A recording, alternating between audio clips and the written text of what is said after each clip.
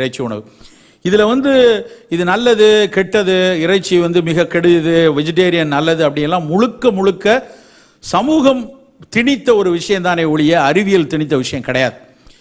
இன்னும் சொல்ல போனால் சில பேர் வெஜிடேரியனாக சாப்பிட்டா தான் அது பயங்கர புத்திசாலித்தனம் வரும்லாம் சில பேர் பைத்தியகாரத்தனமாக பேசுகிறாங்க. உண்மையிலே நோபல் பரிசு வாங்கின 99.9% மக்கள் மாட்டிறைச்சி சாப்பிட்டவங்க தான்.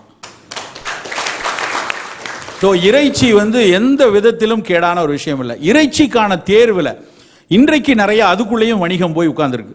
நம்ம இன்னைக்கு பிராய்லர் கோழியை எடுத்துக்கலாமே. அதாவது அந்த கோழி கூவாது, நடக்காது, பறக்காது, ஆனால் அதுக்கு கோழின்னு பேர் வச்சுருக்காங்க.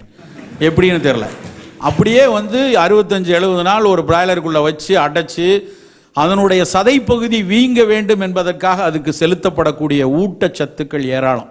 அதை விட மோசமான விஷயம், நம்ம வீட்டில் நம்ம பிள்ளைக்கு அடிக்கடி சளி இருமல் பிடிக்குது அப்படின்னா